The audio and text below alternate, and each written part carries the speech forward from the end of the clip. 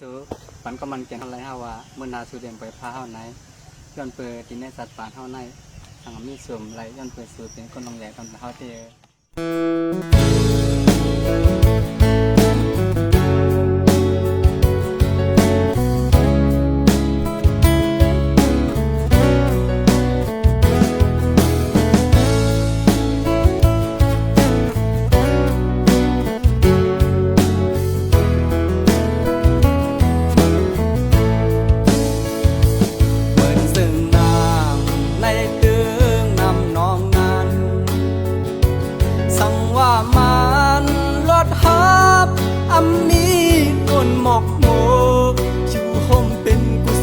ซึ่ง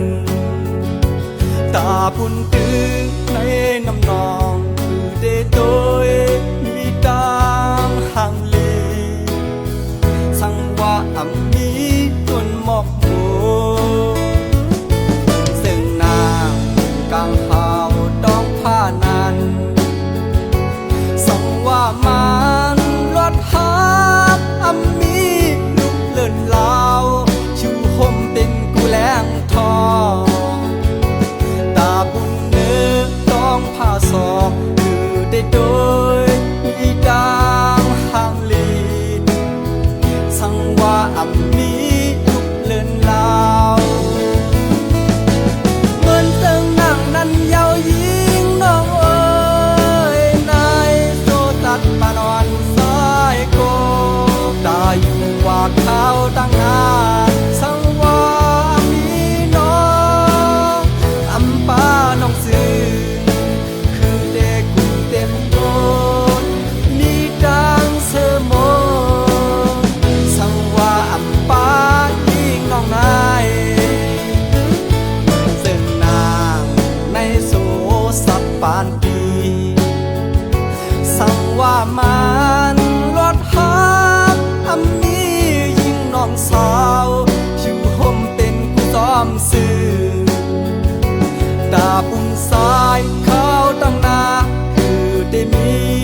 ตั้งเสือหมุนใสสังว่าอัมมียิงน้องสาว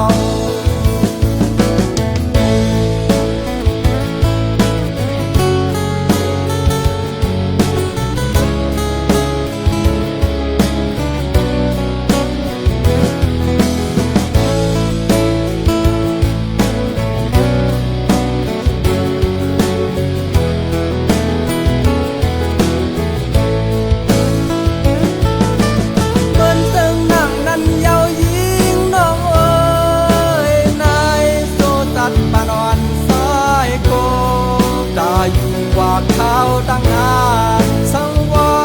มีน้องอัมปาน้องสื่อ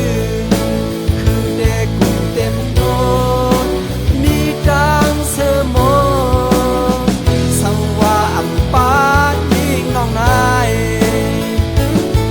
ซึ่งนางในโซสับปานปีสังว่ามันรถฮับอัมมีน้องสาวอยู่ห่มเป็นกูซ้อมสื่อตาปุ่นสาย